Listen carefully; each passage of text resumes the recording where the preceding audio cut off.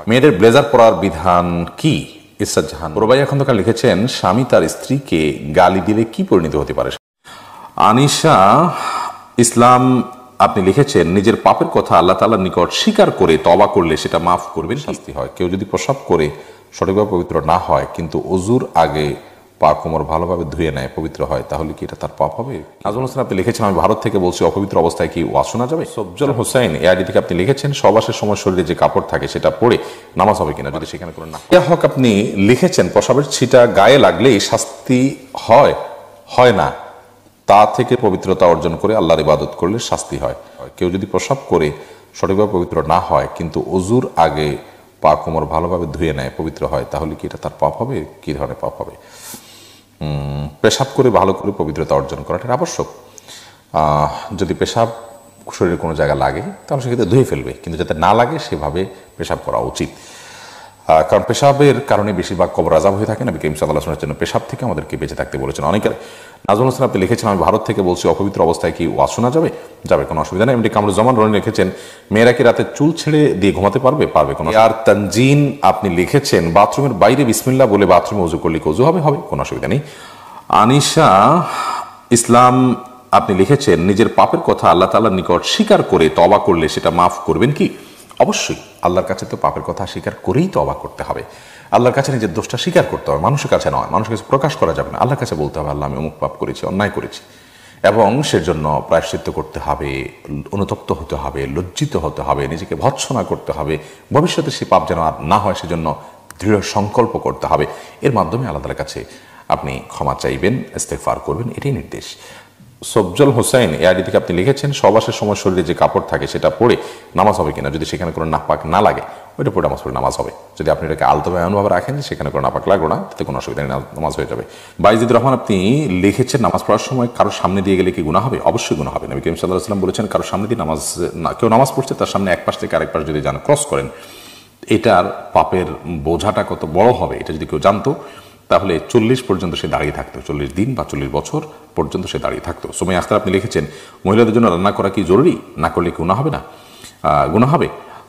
রান্না করা জরুরি ব্যাপারটা এরকম না, কিন্তু নারীরা তাদের স্বামীদের সহায়তা করবেন, স্বামীর সেবা করবেন, এটি তার কর্তব্যের অংশ, সেটি তিনি করবেন। যদি তিনি করতে অপারগ হন বা স্বামী যদি অন্য কোনো লোক রাখেন, তাহলে সেক্ষেত্রে সেটা জায়েজ আছে।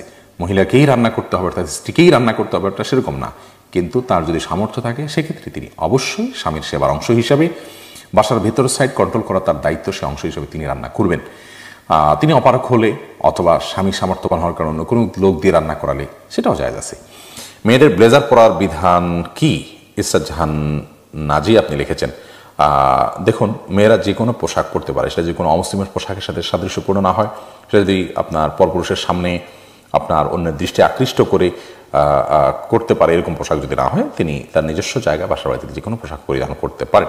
হাকিম আপনি লিখেছেন, নাটক দেখার পর কি ওযু করতে হবে? না, নাটক দেখলে ওযু ভঙ্গ হয় না, কিন্তু নাটক দেখলে আপনার তাকওয়া ভঙ্গ হয়ে যায়। ওযু ভঙ্গ হলে তো এটা কোনো গুনাহের কিছু না, কিন্তু তাকওয়া ভঙ্গ হলে সেটা গুনাহের বিষয়। বিধায় নাটক যেখানে নারী পুরুষের আপনার মিশ্রণ রয়েছে, যেখানে মিউজিকের ব্যবহার আছে, সেখানে হারাম দৃশ্য আপনি দেখছেন, সেটার কারণে আপনার তাকওয়া ভেঙে যাচ্ছে, সেটা আরও অনেক বড় ব্যাপার। ওযু ভাঙবে না, ওযু ভাঙলে তো খুব ছোট ইস্যু থাকতো। রুবাইয়া খন্দকার লিখেছেন, স্বামী তার স্ত্রীকে গালি দিলে কি পরিণতি হতে পারে? স্বামী তার স্ত্রীকে গালি দিলে সেটা গুনাহের কথা। সিবাবুল মুমিনি ফুসুক, কোনো মুমিনকে গালি দেওয়া এটা ফাসিকি কাজ, এটা গুনাহের কাজ, পাপের কাজ। এর কারণে তিনি পাপিষ্ট হবেন, আল্লাহর কাছে তওবা করতে হবে। আর অন্যকে গালি দেওয়ার চাইতে স্ত্রীকে গালি দেওয়া এটা বেশি গুনাহ, কারণ স্ত্রীর প্রতি সদ্ব্যবহার করার জন্য বিশ্বস্ত নির্দেশ করেছেন। এমডি আর বি আলম আপনি লিখেছেন, ওযু করে শুয়ে থাকলে কি ওযু ভেঙে যাবে? ঘুম না আসলে এমনি শুয়ে থাকলে না, ওযু করে যে শুয়ে থাকলে ওযু ভাঙ্গা হয়ে যাবে এমন কোনো কথা নেই। বরং আপনার ওযু করে যদি আপনি শুয়ে ঘুমিয়ে পড়েন, তাহলে সেক্ষেত্রে আপনার ওযু ভেঙে যাবে। আর যদি না ঘুমান, জেগে থাকেন, তাহলে ঘুম ভাঙবে না। তাসিন উপমা আপনি লিখেছেন, সন্তানকে কিভাবে 5 ওয়াক্ত নামাজ সঠিকভাবে পড়ানো যাবে এবং পড়ালেখা মনোযোগী করা যাবে? সন্তানকে বাধ্য করার কি কোনো আমল আছে? সন্তানকে ভালো পরিবেশ দিতে হবে, নিজেরা ভালো থাকতে হবে। বাসা বাড়িতে সুন্দর যে এক্সারসাইজগুলো আছে, ভালো কাজের এক্সারসাইজ আছে, সেই কাজগুলো যত বেশি করা হবে পুরো বাসাতে, সন্তান সেটা দেখে দেখে শিখবে। এমন প্রতিষ্ঠানে তাদেরকে দিতে হবে যে প্রতিষ্ঠান থেকে সে ভালো কিছু শিখবে এবং পরিবেশে সেখানে ভালো, অর্থাৎ ভালো কিছু শেখার পরিবেশ আছে, আল্লাহর ভয় সেখানে কার মানুষদের মধ্যে আছে এবং আমলের চর্চা হয়ে থাকে। এই পরিবেশটাই তাকে ভালো মানুষ করবে ইনশাআল্লাহ বিদিন। এছাড়া আজিয়াদ লাবিব আপনি লিখেছেন সপ্তাহের সময় বৃহস্পতিবার রোজা রাখা সুন্নত, মৃত ব্যক্তির পক্ষ থেকে এই রোজার নিয়ত করলে তাদের আমল নামায় সওয়াব পৌঁছাবে কিনা। নফল আমল বিশেষ করে সিয়ামের আমল মৃত ব্যক্তির তরফ থেকে করার ব্যাপার বিভিন্ন হাদিস পাওয়া যায়, বিধায় তাদের তরফ থেকে আপনি নফল রোজা রেখে তাদেরকে সওয়াব পৌঁছানোর নিয়ত করতে পারেন। আল্লাহ তাআলা তাদের আমল নামাতে দিবেন ইনশাআল্লাহ।